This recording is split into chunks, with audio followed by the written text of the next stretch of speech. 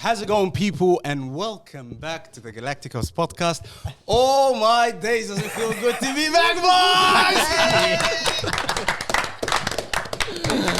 Wallah, it's been a minute. I've been craving this microphone for so long. I've been saying your horrendous takes go viral, and I hate every single one of them. Wallah. Aamir knows what I'm talking about. Aamir is our editor, by the way. Shout out to Aamir, by the way. Shout out to Aamir.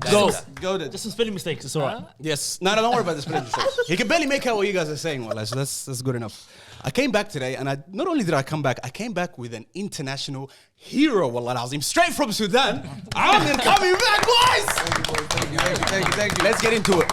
For those of you who have been saying that for the past 2 months, Tawfiq has been draining Aamir, we're going to be draining you guys for the entire episode today. We're only going to be talking about Aamir. Just Aamir, that's and it. nothing else, wallah. We might touch on Real Madrid and Obviously, towards yeah. then. The sackings, the two sackings. Yes. The good sacking and the bad sacking. You know? Yes. Also But it's gonna be mainly about Aamir, and we're gonna start by what we witnessed in Morocco. Me, Abdallah, and Mohamed Afaf, I think he's coming back tomorrow, isn't he? We'll come back tomorrow morning. I think Yeah, so, it's this week. I know that. It's tomorrow. We should have probably waited wallah, until he came back because he has a lot to say wallah, about it. He met a lot of shayateen there, let's just say that. He's the problem, wallah. Wallah, shut up. nigga is the GOAT. It was an experience, wallah. It was one hell of an experience. And let's start with the call-up. Aamir was in Qatar at the time, and we got the news that he's gonna be part of the squad. I think it was a 23 or 26-man squad. 26, I think it was. Yeah, 26. 26-man squad. But we had no idea whether or not he was going to play. Aamir, let's start with this first. How does it feel getting called up for your country?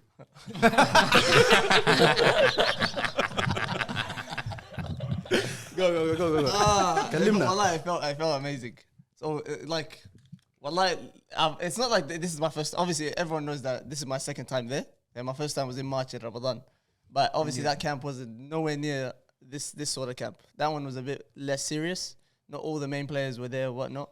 But with this camp, wallah, it felt at the start it was like just seeing my name on a list. I didn't think anything of it. Yes, it's AFCON. Yes, it's this and all this kind of stuff. But you don't think anything of it until you're there, and it's not even like you're there in the environment. It's just you're there in the stadium. When you get there in the stadium, when you sit down, the first game you sit down, you see Ait Nouri, you see Riyad Mahrez, you see these mates. Then you're like, okay, shit, okay, I'm actually somewhere. Like this is actually serious. Yeah. You think nothing of it at the start, but the feeling, wallah, was unbelievable. I don't have any words for it, wallah. By the way, everybody is listening to exactly every word that comes out of your mouth. Yeah. By the way. So You gotta be careful. It's not like back in the day, you know what I mean? Yeah, We just ignored you. When they didn't rate you, huh? Yeah. Talk over him and stuff, yeah? Let's move on to the first game. Me and Abdullah were there. We knew he wasn't going to start, but it was a big game against Algeria, against Real Madrid. We made our way to the stadium. You guys saw the vlog last week that we dropped. We saw Riyad Mahrez there, and then we saw the number 10. What's his name? Momo? From the team there. And then the environment. We got VIP tickets, by the way. For those who don't know, this was our first VIP experience. Shout out Ahmed. Shout out Aamir, wallah. Shout out to Aamir. Shout out Bakr al-Mahi. Yeah, the goat, wallah. It was all good. It was all nice. But until Mahrez came in and made us look like Sunday Soccer League boys, wallahi al-azim. How was that, Abdullah? First of all, I just want to ask you. You saw my reaction when every time that nigga touched the ball, it just looked like he was a scholar of football, bro. Everything he does is perfect. His touch, the way he understands the game, the decision making, nothing is wrong. Although he was playing against Sudan, but It's not even crazy. that. It looked like he was playing at his own pace. Yeah. Like it's almost like there's no coach, there's no standards that are led by anybody else but himself. Whenever he touches the ball, it's like he runs the whole game. Everybody knows that he's gonna pass when he's gonna pass. He's gonna shoot when he's gonna shoot. He's gonna cross when he's gonna. Nobody's saying nothing. That gives you a bit of an idea as to what level of player he is. It's like how what we used to say about Messi. Whenever he demands the ball, it doesn't matter how many people are around him. People will give him the ball. Yeah. People will give him the ball. The respect it's is the there. same level. You can see it, It's yeah. the same level. And then obviously when he gets on it, he delivers. Because no- we knew as soon as he got the ball there, we were like, it's Bro, raps. it's scary. You Game knew over. already, Bro. bro. That was going in. What about Ait Nouri? I knew it, by the way, is an absolute joke. I didn't think he was like I crazy. rate him. I know. I remember him from Wolves, and I was like, his footwork is unreal. But like in seeing it, he plays football. Wallah, I'm not even joking. As if he's playing futsal. Yeah. Like he doesn't care what position I'm in. Yeah. He's a fullback. Yeah, To he dribble run- like that as a fullback. Yeah. First, it's hella risky. Yeah. You lose the ball, khalas, counter attack, whatever. But the feet, the footwork he has is ridiculous. He would get past that man easily. Like the wingers that we had, the fullbacks. Honestly, the quality was just ridiculous, bro, from him. Now, we were expecting you to come on second half. You actually got a red card in the first half. The winger that was playing in your position. Which is got a bit red card. harsh. It wasn't. I hard. think it was. Wallahi. I agree. I agree. Wasn't a The yellow. first yellow was hard. Yeah, that's what I'm saying. That's what I'm The saying. first yellow was First yellow hard. was Second yellow, 100% deserved. Yeah. Yeah. Yeah. No, Second yeah, yellow- you're right, no, you're right, second yeah. one. The second one is No, deserved. The yeah. second one is at a threshold of a second yellow. Yes, Because yes. you know it should be a little bit higher for you Yeah. to give a second yellow. Yeah. That was at that. The first one should have spoke to him, and Yeah, then he should It have spoken to the was first too one. early for that Yeah, one. but It's the too second early one, as well. I agree. where Too it early was- for a yellow card, bro. You see where it was on the picture? Yeah, It bro. was so far out. There's no Yeah. counter, no nothing. There's no. It's ridiculous. no, but it's a silly decision from Salah himself. He's But still, that's not a yellow. I don't know why, but I thought that was the moment that khalas, the coach is going to say at halftime, all right, we need to. They're 1-0 down at the time, I don't know. Was it 2-0? Yeah. What? Just It was 1-0? 1-0. 1-0. So you could have come on. You were, as one of the journalists from Sudan said, you know, what did we say? Like he was warming up, like my head or some shit like that. I was fire. Until I burnt out. I was just warming up until I burnt out. He was just warming up the whole time, and he didn't get a sniff of the game. Unfortunately, that game finished. Was it 3-0? Right? And The Abdullah, coach explained to you later why or nothing? It doesn't need to, bro. It's coach's decision. That's it. hey, stop trying to get him in trouble. Wallah, Hassan, please. I'm this asking, coach- wallahi. Ahmed, by the way, good swerve, wallahi. Wallah, Bro, it wallah. makes sense. It makes sense. He doesn't come on. Yeah. It's like that today, yeah? It is, wallahi. I'm at a press conference, wallahi. Wallah, we did- Are we doing podcasting or press conference? No, here, wallah. Shout out to I think I'm doing press conference here, wallahi. Shout out to Abi, huh? shout out to him, wallah. Hey, Jan. Bro, it makes sense he didn't come on. I'm not gonna lie to you. He's No, the- bro, he's the like- Ghanaian and Ancelotti. honestly, it's better for him. You can 10 men against Algeria running. That's what I said. Yeah, bro. Yeah, That's just- what I mean. You can think about it in so many ways. You can say, okay, he didn't play me. He was happy with the 1-0 loss. Like he would take that 1-0 loss. It's not even just that. If I had come on, I'm coming on as a defensive player. I'm not coming on to impact. the You're not game. touching the ball as well. Yeah. And I'm not. But I want to say something that Abdullah said. He said that was the game that had everybody's eyes on. Like Yeah. it was not as big as the 60, around the 16, was in but the that one, stands. oh my God, Zinedine Zidane was there. Yeah. Come on, bro. No, but you know Huge what's game, bro. Hey, son, You the know what's goalkeeper, yeah? that? Yeah. Horrendous. He stunk up the place against stunk Senegal. up. He But did. horrendous, He did. bro. You know what? He's horrendous. The first goal, he should have If he said done that. down on He his should name, have there's said no way that. he's horrendous. And I told you, I'm talking about the last game. I told you against Sudan. I told you Algeria is not at the level, bro. I told you it was just Sudan was so poor on the day. He's horrendous. Sabir said that was the worst display on TV that I've ever seen. That's what he And said. he's wrong. He's Straight wrong. up. The Guinea game, which we're gonna get to next, was even worse. No. And we had to go wash our eyes after. Because I thought that game was good, though.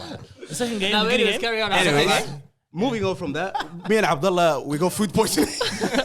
Don't worry, that's what the vlog. And we were out for 4 days, but we made it to the next game. We went to the training session and we got the news that Aamir is going to be starting with Shadi this time. And we have to speak about that bloke, by the way. Yeah. The right back that was the only other quote unquote foreigner, as they call them, the Sudanese guy. thing. But him and Aamir were starting. They're starting on the right side. And that was the first opportunity to, do something at the AFCON. And that game, Abdullah, first of all, the wajah button, the wajah wash, everything that was going down up until the kickoff. Guys, we're saying that we were so nervous. It was actually so difficult to watch, bro. I don't know about you guys who watched it on TV. No, but it was watching rubbish. Aamir come It was on, rubbish. bro, that was just too much, bro. No, I'm saying before the Oh, game, because we were like, it's, I don't know how to describe it to you. It's not as though you're going on the pitch, because obviously that's It's easier doing that, Yeah, bro. exactly. Wallahi, it's That's easier easy. playing. It's like Watching just is hard. Watching something, wanting it to go well, and not knowing. It's that fear of the unknown. Like we literally, you can classify it as an anxiety proper. Yeah. Like because what we thought was obviously he's a good player. We've seen it here in NPL week in week out, but you never know that it's going to translate onto a massive stadium, massive crowds against a team full of players that play in good leagues. That Guinea team was a top footballing team, bro. They were serious. The way they moved the ball, players, bro. the way they Spanish, bro. opened Sudan up. Sudan genuinely won that Pedro game. It was a Obiang playing? miracle. Yeah. It was a miracle. The way the chances they missed. If you can go back and watch the highlights now, the chances they missed. They're very wasteful. So wasteful. They should have put you guys to bed in the first half. Yeah. They had a lot of chances. They should have finished. I had it. a couple of shots that need. Yeah. But they just like you said, well, like that was I think by far the hardest game, because the way they moved the ball and the style of play that they played, I did not feel like I'm playing against an African nation. All their players they're from Europe. They're from Europe. I'm Spain. so Yeah, sure but they're all Spanish. European Majority. players. So sure. Ex-West Ham player. Pedro Obiang played the game. Was he? Yeah. Ex-West Ham Who's player. their number 10, bro? It was a quality player don't that know, came but off. The black guy, yeah? Yeah, him. I think his They're name's very Ono or patient. something. They were very patient with build up and everything. Because but all he I just heard, ended up the winning. commentator says Torino, Atalanta. Yeah, the centre back. Real Mallorca. Centre back Yeah. on my side was Torino. The Yeah. left side of side of centre centre back was back. Torino. He was good. I've got a question for Hassan. Hassan, you've coached Aamir from very young age. Tell me everything I know. We're talking about Torino. We're talking about Atalanta. We're talking about no. You asking me about what The greatest club. Right there behind you, Allah. Yeah, Hassan, you coached Aamir Yeah. from a very young age. This is something that me and Abdullah were talking about when we were watching the game. Yeah. Although we were nervous, we didn't expect Amir's talent at least, to come on and just look natural. It's like we were watching him at NPL. It didn't look out of place. Like we know him and we play with him even like Sunday soccer and whatever. Yeah. And he gives us the work. Okay, we see that. Yeah. But did you think that could translate to the highest level of football, like at AFCON, for instance? I think this is a couple of years too late, wallah, if anything, wallah. Really? Wallah, it's real talk. I just think the opportunity wasn't that good. Yeah, I just thought he needed opportunity. I always thought he can bring it to that level. You know what I mean? I always did, wallah. I had faith. Because we always talk, like when we come here, we cover the Premier League or whatever, and we say, oh, this player could have done this, but we don't actually know until we're in that position. Right, this guy was there right now. Yes. And he looked like he was one of them. In fact, he looked like one of the best players. Yeah, You know what I mean? and just before the day before the game, the Senegal game, which we're going to get to, I don't want to jump ahead. We spoke on, and I told, he's like, let me get a chance for this game, and we'll see. You know what I'm saying? It's like he wasn't nervous for the Senegal game. He was looking forward to it. Yeah, see that's another thing that cooked me, bro. Because we're talking about the chance that was not given. The only time when they were asking me, the only time I felt nervous was the first game because I'm First game, starting. Like the first touch, get the first touch out the way, whatever.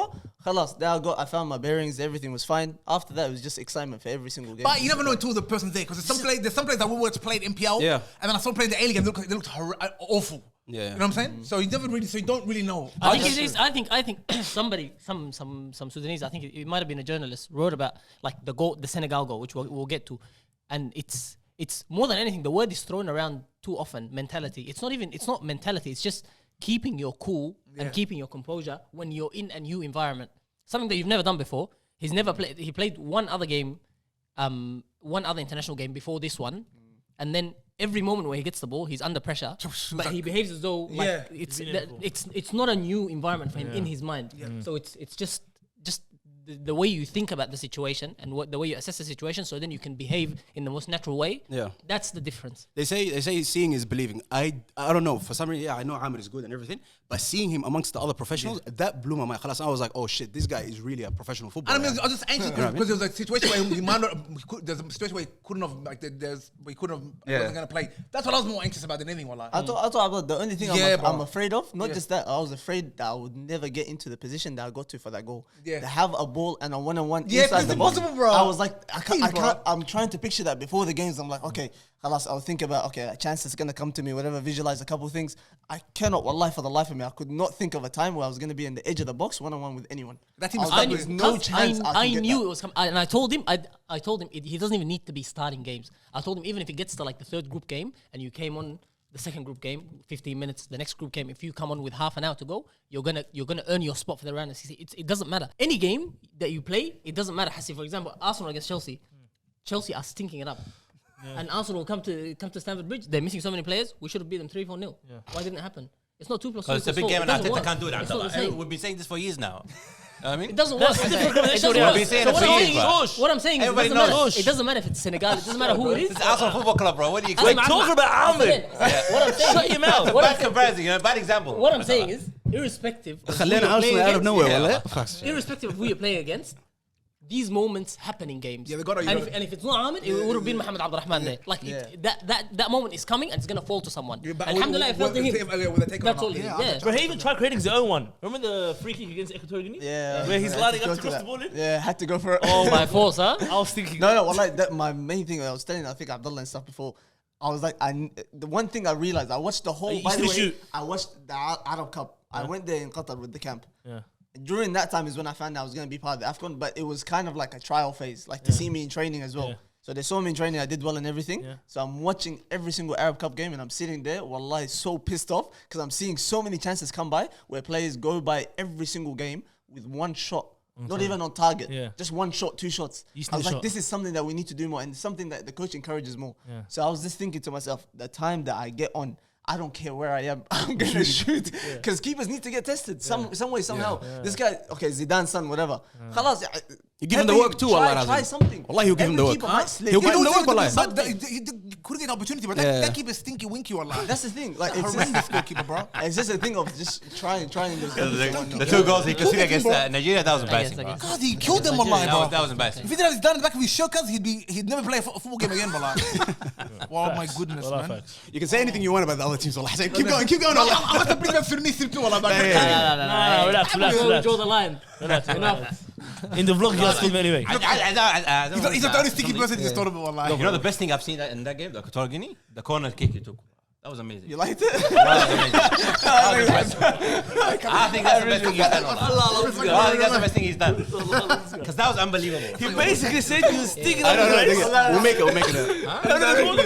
No, but that was impressive, to be honest.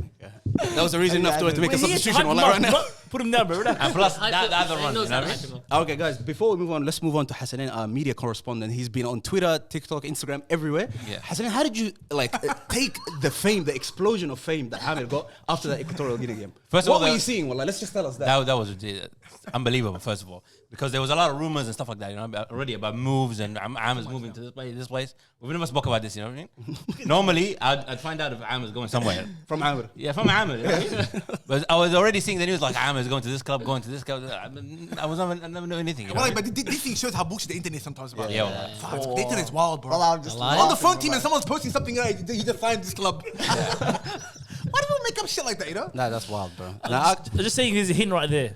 Yeah, no, 100%. I don't know if There's a you hit. saw. There's a hit. yeah. He No, wants no, to go no, to this there's- club. relax, bro. I don't know if you guys saw, but Shadi was in the comment section, bro. No, Shadi, so Sajid, a little cousin, was in the comment section just going in. Wallahi, my mum and his mum are sisters. Wallahi, I know this guy. He's going crazy. He's going in.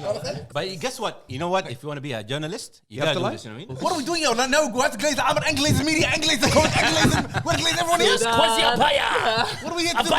Because that coach That's the place I want to attack. is wallahi. the African Ancelotti. Wallah. Azam. No, we have to. Let's make Yeah, some go, swaps. go, go, go, For go. the next game. Yeah, that's what I'm Midris, Well, let's Tawfiq, Yaqub, let's go. We made some quick substitutions and we're back right now. Yaqub, Midris, and Tawfiq, who I've never met before. It's a lot bigger than what I thought he would be. Wallah, as if he opened it, I was like, oh shit. Yeah. But they're coming in and we're going to continue the talk about Aamir. Keep glazing. Bas. Wallahi, Allah, bas. I hate that word. Wallah. You need to find another But the word. Aamir glaze? Yeah, That's not stopping, bro. That's bad. wallah. That's not stopping. That's bad. Let's move on to the next game. And the next game was against Burkina Faso, which I thought personally was Aamir's best game of the tournament. Some people disagreed with me, and he's sitting outside and he's going to come in soon. But I think that was Aamir's best game. Tawfiq, what do you think? 100%. I think that was the most involved game. I think that was a game when I personally, like you were saying, I then thought, okay, you know what, Aamir can actually do it. I think when I watched that game, I was like, okay, he's dominating. He was literally the best player on the pitch, in my opinion. He created a lot. He probably should have had 2 goals on another day. I think that was the game Aamir believed in himself. For me personally, that was the game I was like, all right, you know what? That's when I made that video, because I watched the game like, yo, Aamir can do it. And then we saw what happened against We're going to Senegal. talk about the criticism that you've been getting as well, by the way. You left, and I couldn't believe it, by the way. Like, I'm like, what are you criticizing? Like, what is that? If you've watched the games, you shouldn't have anything like You know what to say it is? about it. If what Aamir is doing breaks the rules, Yeah. does that make sense? So that if what Aamir is doing makes the whole system look like it's a sham, which it is. So as soon as someone does something, they're trying to say, no, it's a lie. I had Griffiths, he's ex-Aussie international, commenting, and then I had to comment him back after the goal. And he was basically saying Amir's not good enough before he's even seen him play. And then when you did the goal, he then deleted all his comments. So it was funny. Yeah. You know what I mean? And these are Socceroos, yeah, ex-Socceroos in the comment section. So when you get things like that, you're fighting a hard battle. But for me, football's a game in England where I'm from. If you work hard, you can climb. So that's why I come here, and it's just confusing to me. Yeah. I said it when Aamir did the season he did in the NPL. How can you not get a move? But then players did less and got moves. That don't make sense. Yeah. So like then you start understanding the nepotism, family, cousin, uncle, auntie, Greek, Masso. You're not fit the mold. Then I start not liking it. So I start talking. Yeah. So that's why. And you're going to get criticism by saying And that. I don't care. Yeah. If you know me, I'm the most bov guy. Like none Yeah. of it bother me. At one bit, I keep talking as well. Yeah. Like, it's the best. Appreciate it, Wallah, Tawfiq. Yeah, it's the Fantastic, best. bro. I just don't care. Super glazed, but yeah. No. I like It's the No, truth. it's the fact that he's got the profile to do it, and he's bro. doing Wallah. Now you get it's players brilliant. coming up to me even today, like asking me if they want TikToks, bro. Yeah. How many the man they want me to make a video of them? Josh Hope, yeah? Yeah, everyone wants a video now, He's bro. doing well, Wallah, for Wallah, everyone. right, Everyone So wants it's a video brilliant. now It's because really good. Speaking about that game, Aamir, how did you feel going into that game, knowing that you're going to play as part of the second team? For those of you who don't know, that was not Sudan's best team at all. Aamir was the only main starter, quote-unquote main starter, as part of that team, and he played 90 minutes, which I thought was unbelievable because he normally starts scrambling at the 60th, 70th minute, yeah? Let's be honest. Not that day. That's what happens. Not that day. And to be fair, come on, it's I haven't played a game in so long. It's up until that, so I was obviously playing and then training with them for about 3 weeks. So no game, no nothing. So in my head, that was the tough side to it. But in terms of coming into that game, I think I told you and Abdullah, I was like, I warmed up for that game. Like it was so weird. I warmed up for it as if I'm playing like All Nations or something here. Like it just felt like this was just another day, just playing whatever. Because I think I got that first game out the way, all the nerves, whatever is going out the way. The next game comes, I'm warming up. I forget, wallahi, by the time the whistle blew, I was like, oh, we're here, we're playing a match. Like, it was like, I was completely out of it and just warming up easy. And then obviously, I think the reason why it was my best game, this is my personal opinion, is because I was playing as a 10. Obviously, naturally, I do play as a 10. That's my position. And I've been playing on the wing for however long now. But because I'm playing in the 10, that means I'm going to be involved in the game much more. Whether it's defensively or when we're attacking. So most of the stuff, most of the attacks came through me. So I got a lot of touches on the ball, got those early mistakes out the way, and then started gaining confidence. And throughout the whole game, and then towards the end, the last 20 minutes, I played out wide, and I did well after that, you know. So I didn't feel. I think for me that was my best game because I was so involved. The other games it was moments, and this tournament is all about moments anyway. Tournaments football is all moments. But that game, I had multiple times on the ball, and it just helped. I think it helped a lot for me for that game. Yeah, I want to pull back and just speak about Ahmed just a little, because me and Mohammed Midris were talking about this. Midris, I think you mentioned something like, we know a lot of boys that could have played in this tournament, for instance, let's say. For some reason, for the boys who didn't make it, you just said blatantly they didn't want it enough. They had the talent, they had everything, but they didn't want it enough. Ahmed's story is actually incredible. Like 2 weeks before that tournament, he was out here playing Sunday League with us, or Sunday soccer or whatever. And from there, all of a sudden scoring. That's all I like to play. Well, I get it. It's mental when and how fast like football happens. Like from here and then boom, you all of a sudden you're scoring a goal against the best goalkeeper of 2019 was it, or 2020? Man in the Champions League final, bro. That's unreal. But you want to say something about that anyway? No, 100%. Look, there's a lot of players that me and Ahmed we grew up playing with. Yeah. That we can say their potential, they had very strong potential to take it to that next level, you know. But I always say, like Aamir, a lot of people don't know, like Aamir, he actually has a gene of football. Straight like this up.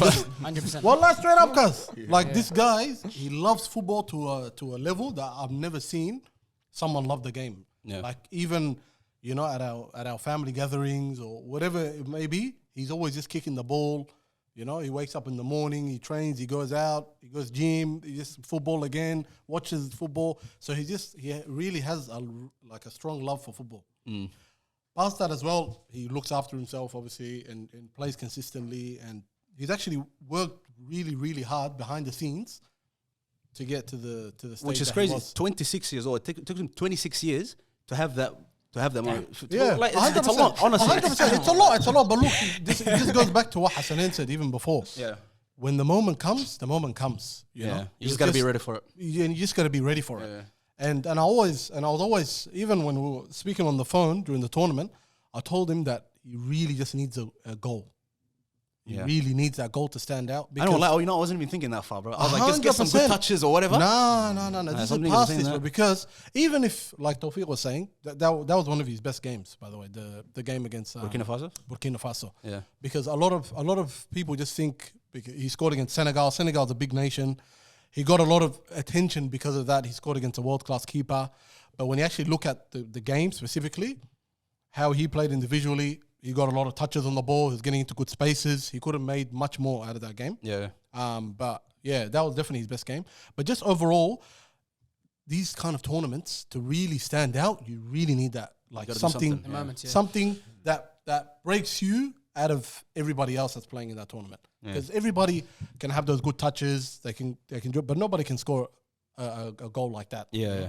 That's what surprised me, because I was like, if he could just look like he's not at a place, 100%. If he doesn't look like he doesn't belong there, alhamdulillah. That's the nerves that I was feeling. I was like, I just don't want him to make mistakes, give the ball away, and they score or some shit like that. It happened online. No, 100%. The offside saved you. Alhamdulillah. Yeah, but other than that moment, like you could see that he was getting more and more comfortable as time went throughout the game, and even generally just throughout the tournament.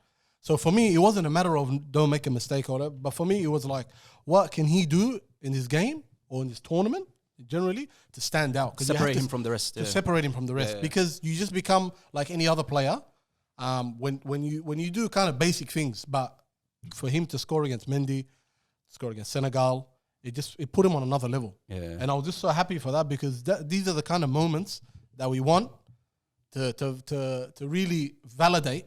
Although we know his potential and we know how good he is, but this really just validated what people should be seeing, as Tawfiq was saying before, about what's missing in this nation. Yeah, facts. Before we move on, Abshir, we're just going to do a quick swap with Sabir.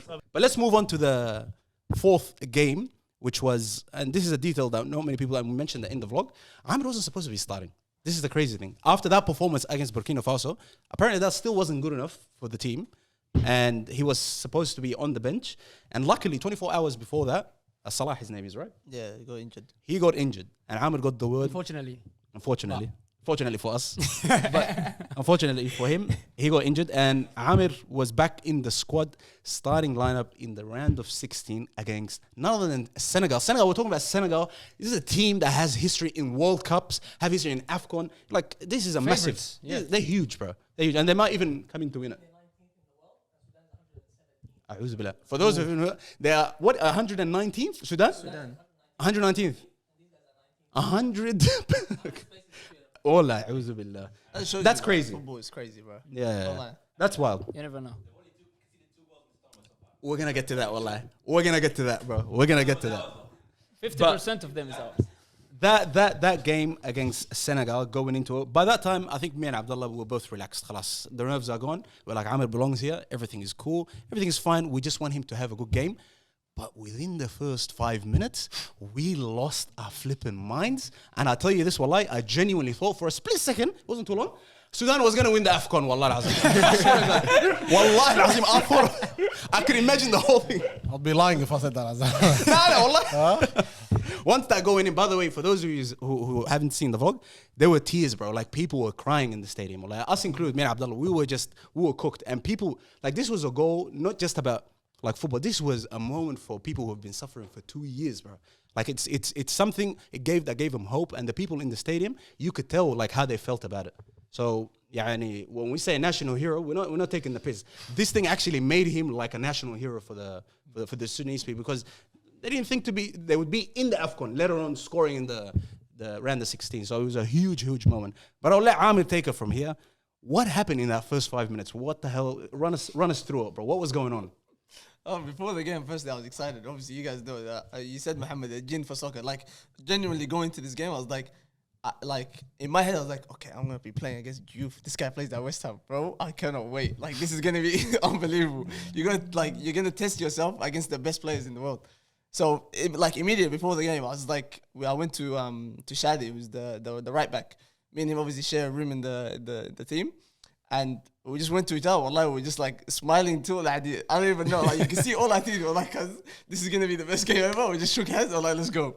And then from kickoff, I think it was like, there was no nerves at all. If I said the warm-up for Burkina Faso was like all nations, whatever, this was like, I'm just going to go play with mates. Like, it was ridiculously like calm. Like, I don't know how I was that calm, but alhamdulillah I was. And then from the first couple minutes, obviously just the defensive side of things, and then making runs in behind, and then knowing that the other team, this is the biggest benefit, have no idea who I am. Like, people here would know, okay, he's going to cut in on his left. foot. Yeah, they'll say he's going to cut in on his left, and immediately we'll cover it.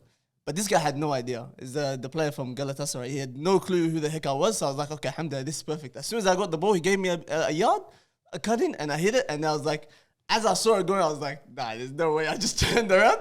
I was about to go to the Sudanese crowd. And I was like, yeah, that's too far. I turned back around to the camera. And then while I was celebrating, my head was down. Everyone was above me.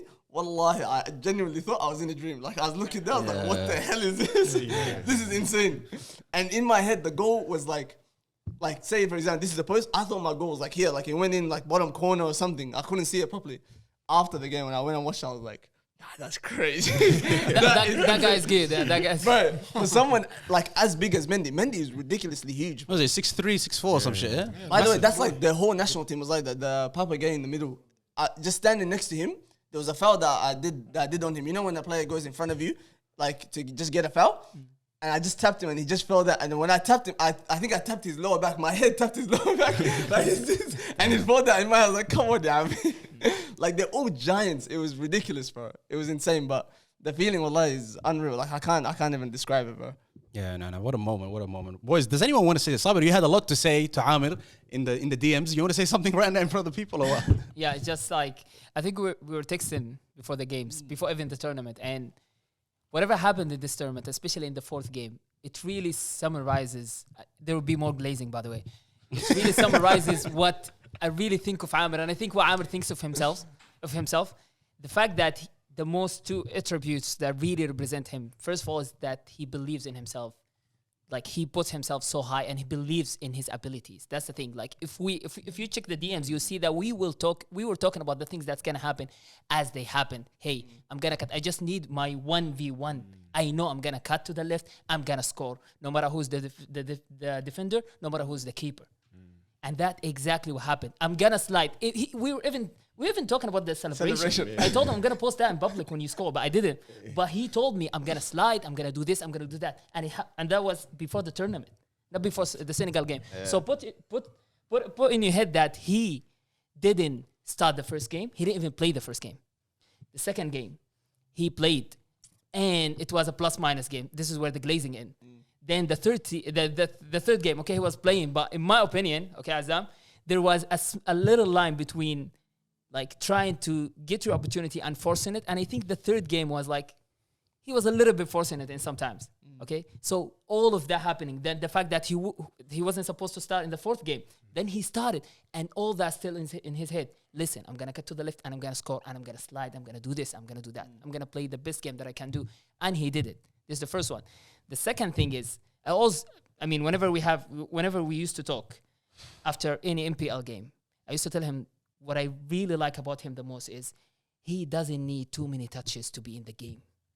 He is always relevant, even if he doesn't touch the ball as much as other players. And that's a rare thing. I think this is one of the key elements that makes a good, I don't want to say great player, because this will be obviously great glazing. But if you think about it, every good player... Bro, this is the next level of glazing right now. Because I'm not talking about Aamir. No, okay. I'm not talking about Aamir. I said even if he doesn't touch the ball, doesn't do anything, he still stands out. No, go on. Because this is more than Aamir. Because this is more than Aamir. Think about any good... Yeah. This is more than Aamir. Think about any good or even great player you know. You know that you see that all of them share one thing, which is they don't need as many touches as other players need to be in the game. Yeah. And that's something that he has. We see in NPL. He'll be playing with one of the teams. I don't want to name teams, but he'll be playing with, let's say, one of the teams he played for, and they'll be playing a stinky game. He will be out of the picture. Then one ball, tack, a goal or an assist. That really matters. And I think that kept him relevant, and that kept him to the you stay with the composure. You stay there. And that's the thing that happened. And I think that's a really, I think that really represents him, and that's what got him the moment in the fourth game. Again, in my opinion, the fourth game was the best game because, again, of course, the goal is part of it. You cannot just say regardless of the goal, because the goal is part of it, and the fact that he got into the left back head, like he scored the goal, then minutes after that he got booked. And he was subbed. All these details, like that, it's not just the goal; it's everything else that happened. And also, he was this close to assist the second goal. That I think what Isa, right? Like the forward, he missed it. That was like minutes of the first goal. Yeah, and that would be. I don't know if you're saying, Azam, you're saying people crying after the first goal. I don't know what would happen after the second goal. Yeah. That would be crazy. They win in the AFCON for sure after that one. It's like, so. The only one who hasn't glazed Aamir so far is Yaqub. What's going on? You know, it's gonna roast him. No. It's gonna roast him. Me and Yaqub have had some DMs as well, so he knows. I'll roast him later because he doesn't know. I don't want to glaze too hard. No, you don't have to glaze. I have a question for you, by the way. The balance is he has no football knowledge. Yeah, but he makes it up for football. That's the hate. This is the thing I said to him. But he can't give me a compliment without a backslap. That's true, bro. The fans know. But anyways, Sabri, the point that you made was, you know what tripped me out mostly? It actually wasn't the goal. Because if you really think about it, if you watch Ahmed play, even if I went to go back and watch his highlights, you know how many goals he's put in the back of the net like that? It was like, obviously we were screaming, yelling, and I didn't know I like you that much because I almost cried myself. I'm like, what the hell is this guy doing? On the AFCON! But anyways, that third game, I was like, you're right. He was forcing it. But I'm thinking, I paused the video and I'm like, because I was watching the highlights, I'll be honest. I'm like, bro, he's taking extra touches at an AFCON. You know how wild, you know what type of mentality, how confident you have to be to take extra touches on the biggest stage. Bro, like the guy, even he was just telling the story of he just made it into the team. He's just kind of creeping his way in. And that's all about opportunities. And I think one of the main points that Tawfiq was made, obviously that video went viral, was about the opportunities. But I think 100% I back Tawfiq because a lot of people will say, oh, he finally got his chance to prove himself at 26. But fuck that, bro. If the guy's able to do that at 26 and play at the level he played, that means this guy could have done this a long time ago. So unfortunately, the shitty thing about football is it's not just about how good you are all the time. It's about who you know and what you know. And that's the shitty thing about football. But Ahmed here is kind of like breaking the ice. It's like saying, hey, what you guys used to do and the way you guys used to operate football in Australia, it doesn't work. Because even though certain coaches in Victoria who don't rate me, cause the whole world is talking about me right now. What is it? Like the biggest, what is it? Some of the biggest media channels in the world are talking about Aamir Abdallah. But some Victorian NPL coach doesn't rate him, bro. Like, give me a break, bro. Wallahi. Like, you know how wild that is? Sometimes when you live in a box, that box, unfortunately, you need to go. I don't know what's the saying is when you go somewhere else, then you realize how much value you are. You know that. That's why I left. That example of Coke. Straight up. You know they sell Coke, the price of it in different places. Bro, the guy literally like the biggest stage where he could have done on the big, like there's nothing bigger than it. And that's why, you know, when we were watching the game, people were saying, I can't believe Ahmed did this. I can't believe Ahmed did that. I'm like, the real thing is about his mentality because all the extra touches, the dribbling, the touches, him liking to be on the ball, that's all something that we know about Aamir. But the real question is, can he do it on the biggest stage? I was even like, like similar to Azam and everybody else who supports him is like, this is like... It's not seen. Even if, like, it's not wild for him to say, this moment is too big for me, I don't know what I'm going to do. You know what I mean? Even if he loses the ball, drop stinker, we'll still be behind him and support him, but it wouldn't shock us. But for him to go out and do this, it just goes to show, even for the people who supported him and the people who didn't support him, it was like, for everyone, you don't know who I am, and I'm going to show you in that Senegal game. So kudos to him. Is that enough glazing for you? Wallahi, this is too much. Wait. Man of the match. Hold on. Man of the match. I'm some crazy narcissist. I didn't ask for anything. Wait. Do you know what it is, yeah? Yeah. Like, let me be honest, yeah? The mentality, because you don't know Aamir since he's young, you all grew up with him. So you don't understand it. So you may think it's glazed, but it's not. Because no one's given him this before. Does that make sense? But the one thing I rate about Aamir, and I always say it to him, is his mentality, like we were just talking about. Because Amir's the type, yeah, he'll miss a penalty in the NPL, and the next day, this guy's going to take in 20 penalties. He's still doing that at 26. I'll be honest, bro. I don't know football that much. After the age, and no, I'm being serious. When I got released at 21, bro, my whole life I played with elite players. Even when I'm speaking to Abu, bro, two of his teammates, Mo Issa, Abu Issa, I grew up with them my whole life. So I played with Abu Issa before he got his moves. So when I'm watching the Sudan team, I know all of these. Bro, Mo Issa, when he was in League 2, was League 2 top goal scorer at Cheltenham. He got bought for millions in England, like millions. Wow. The reason I that didn't he's... know that, Wallah. That's yeah, wild, he played in the champ. Who was he playing with in the same time as well? What one? Who? Tell me. Ivan Toney. Oh, yeah. Jeez. At where though? Cheltenham or Bristol? I can't remember which one it was. Oh, no, when he went to Peterborough. Yeah, Peterborough. Yeah. So he went champ first, and when he went to Peterborough, that's when he had Ivan Toney, all of that. But this is the thing. So most of my career, I've known all their stories. It's only when they're confirming it to me as well. Like Abu's telling me on the phone, like, bro, your boy's gone. Like they're telling me how good he is. They're even saying, why was you in Australia so long? So that's why when someone like me comes to Australia and I look at the way the football landscape is, I get upset because you lot don't believe how good you are. So bare guys give up. Like footballers here just give up. The boys get to like 23 and just want to play with their boys. They don't believe like Aamir. Aamir believes in himself. He's delusional. Like to other people, Amir's crazy. Like who does this guy think he is? That's what the Aussies will say. But to the world, it's like, oh no, this guy's got a chance. But now they're thinking, why is he 26 and not done anything? It's because in this country, it doesn't work like that. Unfortunately, there is no opportunity for players like of Amir's skin tone, firstly, and of Amir's ability. Because if anything, he's not like me. I'm loud, and I'll tell you about yourself. Amir's quiet. He's miskeen. You understand that? He's not like me. So when I'm saying I'm glazing him because no one else is going to do it for him. If he was like characteristics like me, if I did what Aamir done in the NPL, whoa, brother, I would have been gone because I would have told the whole world how good I am. Do you understand? Where Aamir did all of that and he still just got on with it and no one gave him the opportunity. So yes, like I said, we know muscle memory. Everyone that saw that goal was like, this guy's done this against every single team in the NPL. Like, it's not nothing new. It's just giving them opportunity to do it in the world stage. But the saddest thing about it is you're still gonna have doubters, and that's football. And that's why you guys shouldn't say you're glazing him. Say, nah, like he deserves it because he worked so hard for it. Yeah. Like you said, how many boys you know with his ability or more 100%. didn't make it? That's the difference. People say that highest level. I'm telling you, the amount of players I've played with personally, like genuinely, that are playing in the championship, playing in World Cups, like they're same. They're just delusional like this guy, and they believe in themselves through all the hardships. I think There's no difference. I think honestly, the most impressive thing that I would say that came out of this tournament, with you want to say the goal, you want to say the how like he played against the two games in the group stage. I think the most impressive thing, and Yaqub just touched on it, was the fact that he was never given this opportunity before. You can just pick anyone from NPL, drop him in the round of 16. Let's see what they're gonna do. Like, it's crazy. It's crazy that he actually did something like that.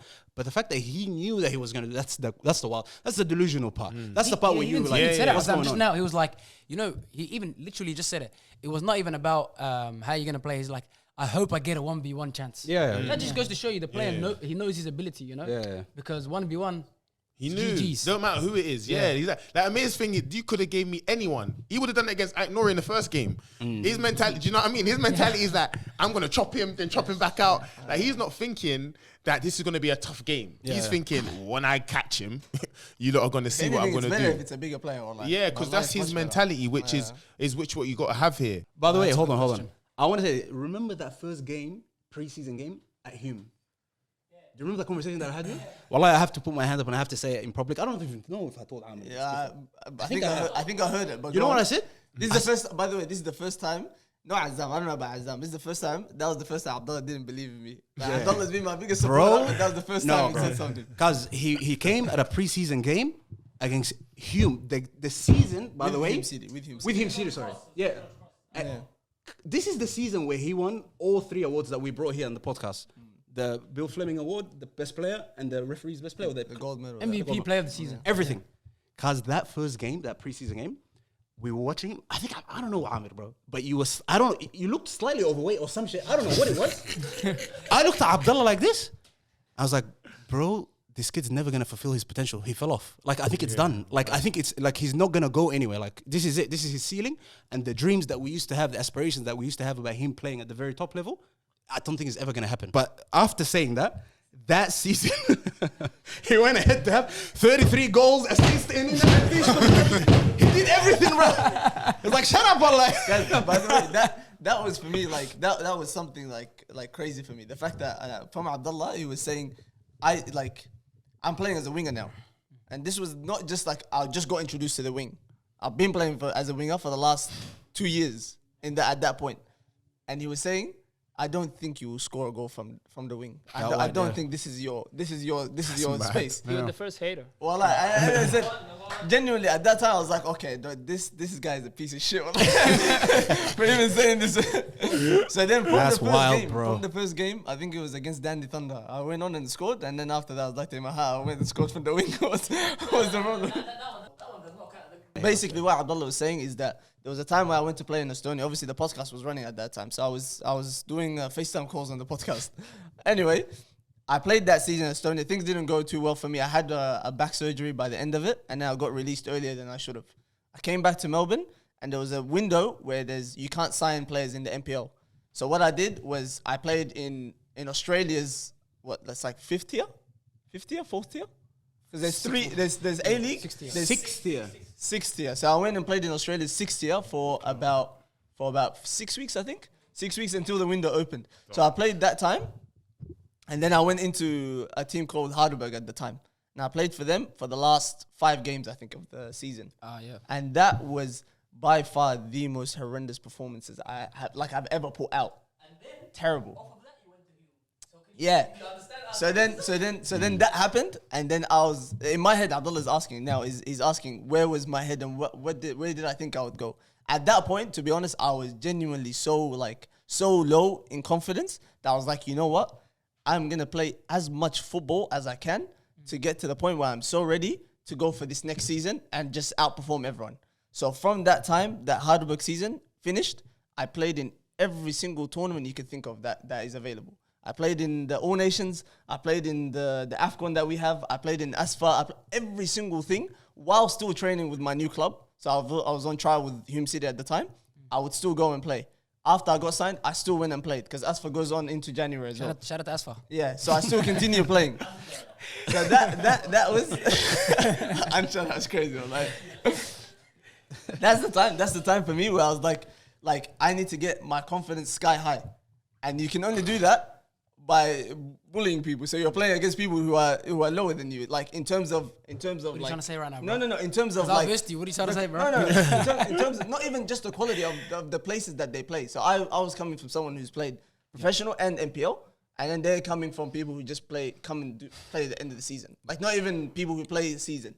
So I'm playing amongst those kind of people. Obviously, you can say from the outside, whoa, this guy's a good player. Then for me, it was just like, let me score as many goals as I can here, get my confidence up, get the reps in, then I'll translate that into the season. So at that point, I was just like, I don't care where my head's at with everything. My head was like, deep down in the ground after the season. So I was like, let me get everything back up, and that helped. That was like the best, I reckon the best thing that helped me with everything. And then obviously there's a lot of mental stuff Stressful times, man. Yeah, and then a lot of mental work that goes in it, things that you start to develop, you start to learn from players that you watch and stuff like that. So a big thing was self-talk. I've never done that in my life. I thought it was silly. Like, I've always thought, like, talking to yourself saying, oh, you're the best player, you're this, you're that. It's like, who does that? It's a bit weird, or like, it's a bit cringy. It is. That's what it was in my head. And maybe it is still now, but that was the thing for me that changed everything. Like, Hassi now, if you want to know the delusion, like, this is, me saying it now will sound just hilarious. I walked into Senegal, wallahi, thinking I'm the best player on that pitch. Like, I did not even doubt that in my head. He's mad. Wallahi, genuinely, I was like, I will be the best player, and I will show everyone that I'm the best player. And it took 6 minutes for me to show people, okay, I'm serious about this. So that for me, it's all in like, obviously you need to do reps, but at the same time, you need to be thinking that you're sky high above everyone else. Otherwise, you fall down to their level, and the performances won't be as good. Yeah, no. This is something that you have to do. Like even the best of the best say this. Cristiano Ronaldo and the best of the best, they say you have to treat it like this in order to perform. And wallahi, honestly, even if your own family doubts you, you gotta do this, wallahi, and you're the only one who stands in your own way, honestly. And Sabri, you want to say something? Yeah, I just wanted to add to Abdullah's question. If like that was a moment where we're really feeling down, and there is just so many times that people can tell you you're not good enough to play football here in Australia, you're not good enough to play for the national team, you're not good enough to play in A-League and so on and so. I mean, I just want to know the moment or the game where you felt like, okay, this is a turning point in my career. Like, okay, now I'm becoming serious. After going all the way down, okay, now I'm back. If there is a game, if there is a moment, like when you felt that, when you had that feeling. Oh, definitely. That's the game that Abdullah just brought up before. Port Melbourne Sharks. That was definitely the moment, because that's the first time, maybe Abdullah, you can correct me if I'm wrong, I think that's the first time that the cut in and shoot actually worked. I've been training that shit for years. No, wallah, I'm not even joking. I'm doing so many reps on that, but it's never happened for me in the game. I would always rush it. A keeper might make a save, whatever. I never had scored something like that in an official game. Friendlies, whatever, with mates, all that kind of stuff, fun.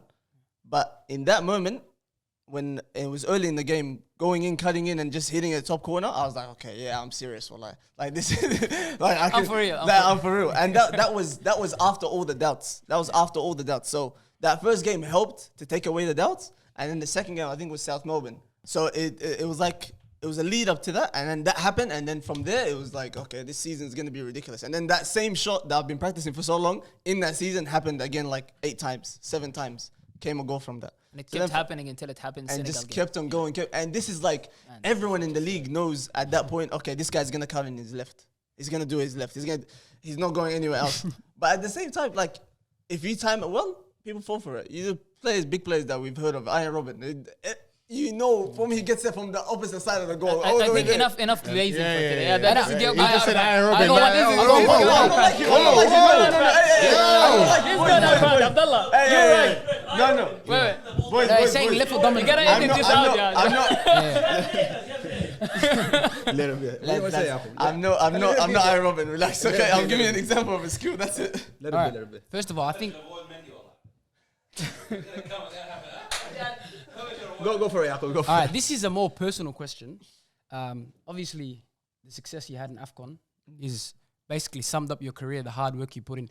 But I want to talk about two people specifically, which is Azam and Abdallah. The two big bros. For those of you who don't know, whether you know Aamir really well or you don't know him really well, if you're in the area, you know this guy and his two brothers. Talk to me about the success that they were part of, because there's a lot of young people who are watching now who look up to Aamir and they want to know what is the recipe for success. And to tell us about the people who supported you, tell us the people who were behind you. Was it them? Was it not them? Who else was it? So talk to us about those two, because I feel like those two played a huge role in your career. Bro, they followed you to Morocco, bro. Come on, tell us. No, wallah, look, wallah, I love my brothers. Honestly, Aamir Abdallah have been there from the very start. Like, it's not even. I don't think there's anyone out there that has two brothers like this. Like, for me to have this, wallah, it's an amazing blessing. I don't think I say it enough to them, but it's definitely the case. But yeah, as you said, obviously those two people. And as well, another one is Samatar, obviously. This guy he knows the whole journey from start to finish, same as Aamir Abdallah. The only difference between him and Aamir Abdallah is that he doesn't live with me. That's the only thing. But he knows everything, and he said, wallah, a lot of pivotal stuff to me. That's changed the way I think about things, and we help each other in multiple different ways. But he's also someone that I'm very grateful for. Let's bring it back to the game and finalize this thing before touching on Manchester United and Real Madrid, because we have to do this. But just give us some gems from the game. What Mane said to you, what Mendy said to you, some things that behind the cameras that we didn't see. The first thing, obviously people that know me that I played at Hume City. I played with a player called Lloyd Isgrove. Lloyd Isgrove is one of the best players here, and obviously he was one of the best players abroad. He played in Southampton. He played at a time where Van Dijk and Mane and all these guys were with him. At that point, he was a young boy at that time. So he told me before the game that Mane is a fantastic guy. He's this, so positive, this. I was like, you know what? I'm going to ask him about that. So then because Mohamed Hadris doesn't like his face, that's why. Yeah, so by the way, Mane by far one of the nicest guys. I went to him. Obviously, I didn't have any conversations to have with this guy, but I'm not going to ask him career questions during the game. I'm not going to do that. Yeah, I'm not going to do that. Like, no chance. So I asked him, I was like to him, oh, do you remember a player called Lloyd Isgrove? It's like, no. His face just lit up. I was like, no way. Oh, you know him too? I was like, there is no chance, bro. I was like, what the hell is this? I was like, yeah, I played with Australia. Oh, no, that's sick. That's crazy. And then he just walked off. I was like, what the heck was that? He actually remembers him. Anyway, that was the first conversation with him. And then another one was, this one I liked, obviously, because it was a nice moment for me. I went down after the header, when the fullback hit me on the back of the head and he got the card. I was like, I'm going to milk this. I'm going to lay down. Mane came to pick me up like this. I was like, okay, my guy. I was like, that's I was like, okay, this is elite. But the last one that for me was like amazing was Mendy. Mendy after the game, I didn't think he would recognize me. So after the game, I was shaking everyone's hand. And then he came to me. He's like, bro, what a goal. It's like, what a goal. And he was like making faces. I was like, this guy's actually saying this. Yeah, that's wild. Get that work,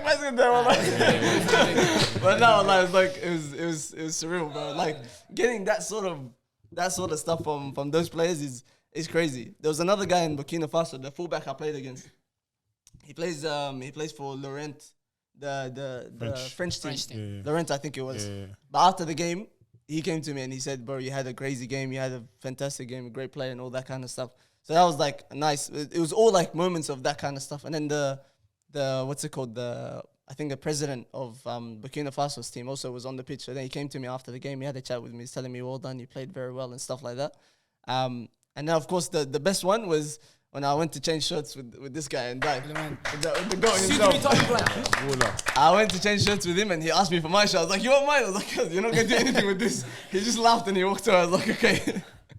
But it was surreal. It was insane. What a tournament, man. What an achievement. This is our boy. We had to do this. We're the only podcast in the world that has a footballer, wallahi. So we had to do this. Anyways, one big round of applause for Ahmed. Well done. We're never going to glaze you again, wallahi. Thank you, guys. That's it. Thank you, guys. I appreciate it. Boys, let's get started. There's been 2 seconds. Hassan, you have been known as the guy in the GalacticOz Podcast who's been sacking managers left and right. Yeah. Did you sack the Manchester United manager? Tell us right now. No, I wanted him to stay, to be honest. Oh, really? Yeah, I wanted him to stay. So I think that was a mistake. Honestly? Yeah, well, I think that was honestly a mistake. So you think he should have been given more time? You know why? Because he lost the best 3 players, or one of the best. Yeah, you can say the best. It's the wrong timing for it. I'll give him that. Yeah, it's the wrong timing because he lost like Mazraoui, Ahmed, and Buemo. And yeah, superstars. You know what I mean? Because he was doing great with them. And he was doing great with them. And the thing is, like, even if you sack Amorim, even if you bring Guardiola tomorrow, nobody can do anything with that team, really. You know what I mean? Like, let's say the best position they can get into is the 5th or 6th place. You know what I mean? Is he going to get us that, though, Amorim? He was there already. Anyways. No, but were we gonna actually get to that? Like, as in, Yeah, like, we actually could stay have qualified to the Champions League. I You know don't- what I mean? We could have made the Champions League because the thing is, you're not better squad wise. You're not better than Man City. You're not better than Aston Villa. You're not better than Chelsea. You're not better than Liverpool. You know? You're not better than Arsenal, certainly. So you don't belong. Not in better the than top, Tottenham. and not even better. Maybe. Newcastle. Sunderland. not even better than Newcastle. Yeah, you know not what I better mean? than Newcastle. Yeah, so like, why would you sack the manager now? I mean, and he was doing well a lot. He was doing great. But it wasn't about on the pitch, bro. Yeah, they need a second. He a want sacrificial- Amarin had enough. Huh? I think he Yeah, wanted had to enough. be sacked. Yeah. He had enough. He said, "This ain't me. I ain't going out like this. These guys, they can't play free at the back. Yeah. He incapable of defenders playing a high line. Yeah. Like I think Man United he was just like, you lot are ruining my reputation. So he said to himself, you know what? I'm gonna come for the board and get myself sacked. They're gonna pay me 15 million, And that's it. I'm gonna Be sit over for with us. it. Yeah. Yeah, And that's what I think. I think it that's what was. happened. He was filmed smiling the next day. Yeah, and just with his walking around wife. He went and had a walk living his down. best life. Yeah. Like, not stressed anymore, bro. Anyone with me, you go pay Yeah. 15 million. 15 no million. stress. Nice paycheck, Yeah, bro. That's crazy. Yeah, nice. Yeah. So how many managers has it been now? In what? How long has it been? I think now? it's like it's it maybe 12 it's managers or close to a 13 lineup. managers? Allah, I think. I think Yeah. in Is one it week 12? we have 3 big ones, which is Chelsea's manager. Forgot his name. Mariska. Yeah, Mariska No, and he's- Amorim. he's- No, no, I'm He's talking not about Manchester like United. Oh, you're talking. Oh, How many managers has it United. been since So- Alex? It's the whole lineup, no? It's been 12, was it? Too many. I think 12 I'm or so 13, happy though. something I like that. don't give a damn. I'm buzzing. I can't lie. I Because hate this club is United. never coming back. Yeah, never. Ever. You're never gonna be the same. Never. Who should come in, boys? Just be It realistic. doesn't matter. We Realistic. need players. We don't have players. Get Oli at the wheel again. Damn. I want Our whoever's best gonna time was ruin actually that under club. him too, bro. So Yeah. I want whoever. No, to be okay. Let me be real. Yeah. Do I think Michael Carrick's trying to steady the ship? Nah. I hope he does it today because I need Man City to drop points. I don't care. Just Man City Man drop City's not points. dropping I points, want bro. Man United to win. If Man United win today and Kalas, Arsenal being on the Forest, Nah. done. Yeah. Yeah, that's the only time I'm a United fan. Fair enough. But the reality of your club, I'll be honest, yeah, like it's like someone has put a curse on it. Like the club, it doesn't matter how you've got Van Gaal, you did Mourinho, you did David Moyes, you did bro. It's how many managers of different styles, different philosophies, champions. It doesn't work for some reason. And they spend money too. Yeah, massive money. No one knows what the cure for Manchester United is. You've tried everything. So for me, the club is at a point. You've tried ex players. Now you want new players. It's a very, very bad mess. We never have it. We What's the never. I longest think duration since, has it? since huh? What's the longest duration a manager has stayed for us? Ten Hag stayed for too long. No, I think Mourinho. No, wasn't it Mourinho? Two and a Ten half Hag seasons. 2.5 seasons. Ten Hag too. 2 years, I think, Marino, isn't it? Around 2.5 seasons. I guess. And even Ten Hag Is it two Mourinho and a that half got us years. it was the Europa League that he got Yeah, us. Yeah, Most he of got Super it, League, yeah. And he played in the Ten Champions Hag League. had 2 full Yeah. seasons plus an I was gonna half. say came we second just as well. need we need That's some bad, sort yeah. of He consistency. was good. To be honest, he was good. But these Oh, guys you know don't, what? don't value what Manchester they United could bring back Mourinho. Are you hearing that? No. Wallahi, honestly, bro, you're not a serious club, serious manager. Mourinho is not coaching anymore. But you know what? We have doesn't been, coach anymore. we spoke about Manchester United enough. Like it looks like they're in ruins. There's nothing really to there's discuss. no here. coming We've done it. But one thing we did not discuss is because I've been in Dubai away for a while, and all I've been seeing is this guy's threatening that he's gonna win the Champions League, the La Liga, not the Copa Champions del. League. He said everything. I Wallah, didn't say the Champions League. Okay, don't- I know it's coming to me. Nah, it's And coming you to you. Of said- course, it's Except coming to LG, you. bro. I'll tell you something, boys. Yeah, since that Atletico game, I've been calling this guy a coward, wallah, which he's. We're talking about Sabir. It's been a coward. Sabir, let's get into Sabir, it. you wallah. talk about him Let's first. get into it. Your boy Xavi Alonso, you were backing him, shifted to the moon. You were saying this guy is the guy for Real Madrid. Yep. Now we saw what the squad did, like the team, like pretty much how they treated him or whatever. Do you think he should have been given more time? Yes, and I think he should have been backed by the management because this is a black sort of painting that have been painted about the club now. The idea that Real Madrid can't be relevant to football today. They have to be run the way football was going 20, 30 years ago. Because when you bring a coach that has ideas, that has like things that he stands for, he's trying to implement something that's relevant to today's football, it won't work in Real Madrid. That was the statement, and it's a bad statement. We don't want the Ancelottis of the world to keep running Real Madrid, to be honest. Because I know you win here and there, but when you fall bad. And that's not a way. Real Madrid could win against other teams, but when you play against a team that has a coach that believes in today's football and they are organized enough to hurt you, it's going to be, okay, I'm not saying this because we have the Arsenal guys here today, but if they play against Arsenal again, it's going to be ugly. Because this team is organized enough to hurt you so bad. You are not trying to catch up with these teams. You want the Ancelottis of the world, and this is not football nowadays. That's why I wanted Xabi Alonso, and I'm telling you what, Xabi Alonso is gonna succeed in whatever he goes, and I still believe in him. But the way the players, they are used to, okay, we play against Barcelona, we won 2 to 3 days off, we want to fly to Ibiza or whatever. This is the way the club was running. Now when a guy came and he is like, okay, we want to work hard, we want to change this mentality, we want to play like football is played nowadays, they're like, I don't want to do that. Valverde, for example, who was, I used to rate him so high, and it's still, okay, but he didn't mind to play as a right back under Ancelotti for 2 seasons. When we missed both right backs, he didn't play when they were there, but they get injured. Trent Alexander and Carvajal, both of them got injured. And he was asked to play as a right back. He started complaining about it. He never complained before, but now because he believed this guy is trying hard to do something. They are not used to working hard. To be honest, I expected the management to support him since they brought him in, since they knew that he's that sort of guy. And yeah, it's just shameful. And you saw what Jurgen Klopp had to say after. I mean, he was linked with Real Madrid. He was like, whatever is happening there, I don't have anything to do with it because the club. Now we know how now we know what's the way that club is run, and this is bad when it comes from Jurgen Klopp. Yeah, this is bad. That's what I'm like. Can I ask you just honestly? Yeah. Has Real Madrid ever been the team to bring in a manager like a Pep Guardiola, like a Xabi Alonso, like anyone? They always had that manager that just comes in, manages the egos, and just let them run free. Just do your thing. That has always been the case at Real Madrid. Real Madrid has never been a team that plays beautiful football. The only way it works. The closest thing to that was Jose Mourinho. Okay. Oh, counter-attack football. That's what it was. Yeah, he wasn't even beautiful he had football. Ideas. Okay. He had something that belongs to him that he wanted to implement into the club. And he won 1 league trophy. And they backed him and it didn't work. And he won 1 league trophy. Why it didn't work? It didn't work. We got knocked out from the semi-final twice. Hassan, there is 2 ways to tell. There is 2 ways to tell the same story. I'll tell you. He came into a team that didn't qualify from the round of 16 in the Champions League for 6 years. Yeah. We were losing from, I don't know, Shakhtar. We were losing from all teams. Lyon, Arsenal, Roma, all of them in row. Correct. The same Roma team that lost 7-1 against Man United kicked us from the round of 16 in the Champions League. The same season. Yeah. People don't remember that. Mourinho came, you played in the Champions League semi-final for three seasons in a row, and you won the season he left because he laid the ground for that. I'll tell you something, Sabri. Yeah? Well, when he came, yep, the management backed him. That's why I told he should be at the other side. No. When Mourinho came, the management backed him. You know what I mean? Yeah. Anything you want to buy, anybody you want to buy and sell, he did that. Correct. And he made a semi-final twice.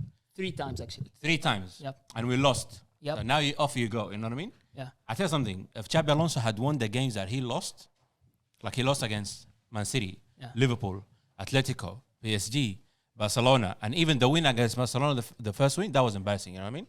So if he had won these games and lost any other game, it wouldn't matter. He would have been in the job until now. Okay, I'll tell you something. Because the thing is, we're going to play Arsenal again. I'm sure of it this year. You know what I mean? And they're going to smash us. Absolutely not. Never. They're going to smash us. Never, Wallah Azim. Okay. Don't Never swear on it. in a Don't swear million on years, it. man. Okay, don't swear on okay, it. can I just speak? I'll say one thing. I'll say one thing. Actually, everything started falling after that Barcelona game. After what Vini did on the field when he was subbed out. Yeah, he shouldn't sub him off. What? Okay, he did it. He's a manager. I don't stand with him. Yeah, we were on top of the game. He should have left him for the counter-attacks and stuff. Yeah. I know, like, tactically, he should have been there. But he made the decision. He is the manager. That's what every single respectful club do. The guy is like, I'm not going to renew my contract until this guy leaves. This doesn't happen nowadays in football. Like, you superstar, like, you most important or second most. Think of all the teams you can think of. Liverpool, Arsenal, Man United, Barcelona.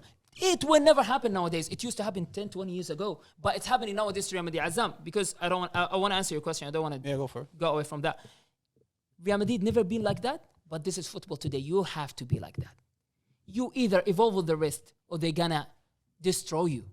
It's going to work. Now, here and there, it's like you're going to win like La Liga. That was what's been happening. That's why like a player like Cristiano Ronaldo won La Liga with Real Madrid only twice. Because it's the way you run the club. You don't have consistency. You don't have a project. You're like, okay, I'll bring this manager. If it works, it doesn't work. It didn't work. Okay, next manager. It didn't work. That's the way you're doing things. Okay, you win the Champions League. And again, this might sound so bad. The Champions League is like the crown of football.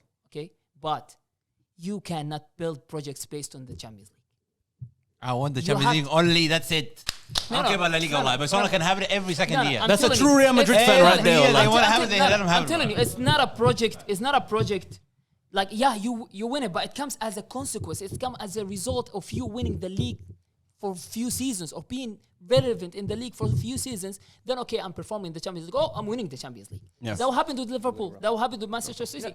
But it will never happen with Real Madrid. Okay, we didn't care about La Liga. 20 years, we win it 5 times. But we win the Champions League at the same time. It doesn't make sense. We've got to wrap up. Yaqub, do you have a... No, just from the outside looking in, because you're both opposite Real Madrid fans, I just want to say, Hassan, Yeah. I love your takes, but it is not valid for certain Real Madrid players the way they crash out. You know, wallahi, it comes down to, I reckon, this might be a bit controversial. I think this is one of the biggest issues is culture, and specifically one of the biggest specific players is Mbappe. He is a cancer when it comes to culture. The guy literally is like, it's all about me. And what does he deliver? And you know, Real Madrid, like, you know what you were mentioning before about the players obviously having a huge influence. That's Real Madrid culture. But certain players, they don't have the quality to crash out the way they do. Like, bro, Valverde, like, as good as I rate Valverde, but he's acting like Ronaldo, he's acting like Modric. These players are actually solid players who used to put in shifts for this club. All of a sudden now, your club has gone to shit, and the players are still acting like they're... I'll tell you why Valverde Bro, is you win crashing. it. No, wait, hold on. You lose in El Clasico. That is embarrassing for Real Madrid fans. Did you see Mbappe when they won the trophy? How can you reject the manager, bro? That's the lowest point I've seen the club culture from falling Real Madrid. into. Well, I was happy. And I don't support Barcelona or Real Madrid, but from like the outside looking in, I think the big issue is the culture within Real Madrid and the fact that Xabi Alonso, everyone has seen that the guy has technical understanding of the game. Yes, but it's so blatant that he doesn't have influence. He doesn't have power over these players. He doesn't have technical understanding. The club didn't back him. And to be honest, you can't judge me on something. You didn't even give me a chance. There's no point of bringing Xabi Alonso. You know what? He wanted players like Subamendi, for example. Yeah. He wanted someone in the middle. He's still in the club. Okay, I like Tchouameni, personally. I like Camavinga, but he was still in the club. Listen, these guys won't do what I want them to do. That's why Ceballos is playing Ceballos is playing a lot of minutes with him. Because he's trying to create something out of him, but he can't. He is trying, he wanted full control, because that's what manager gets nowadays. Yeah. This is the thing, like Arteta, you trust him for 5 seasons because he has something in his head. Yeah. In the end of the day, maybe he won't fulfill that, but the point that he leaves you at, it will be way better than the point that he picked you from. 100%. And that's what I wanted with Real Madrid. I wanted us to be like Arsenal, a modern like club. Arteta. A modern club. That's it. Then right, lads. Whatever genes is there is going to stay there too. One word answers from both of you. Who's Mbappe going to be bringing in as the Real Madrid coach? Beautiful question. Yes. Sorry, they're below now. Khalas? I tell you, No. Long term, obviously not. Next season. One word. I'll tell you something. One word answer, please. Next season. I'll tell you something, Azam. Yeah, one word. Whatever you said, bring the One word, yeah. One word. Pray. If Abdallah succeeds this season, if he wins the Champions League, he's staying. Okay. Fair enough. Yaqub, Sabir? I'll say the club will bring someone like Nagelsmann after the World Cup, because that was a sheep. Yeah, like his contract will expire. Well, after the World Cup, there is Tuchel and Nagelsmann and a few other managers. I think they'll go with Nagelsmann. Well, there you have it. That was the episode. I didn't know if that last part was necessary, but we had to address it because it's relevant to today's football. That was good. We've got to move on. We've got to pray Maghrib, but thank you guys for watching. Yep. Make sure you like, subscribe, and turn on your notification bell. We'll see you next time. Take care. Peace. All my niggas, we intimidated. All my they intimidated. Pärnu City, we intimidating. Got my young boy, he intimidated. All my shooters, yeah, they really aiming with them cold niggas. We ain't got no patience. Money talks in my conversation. One niggas, they are imitated.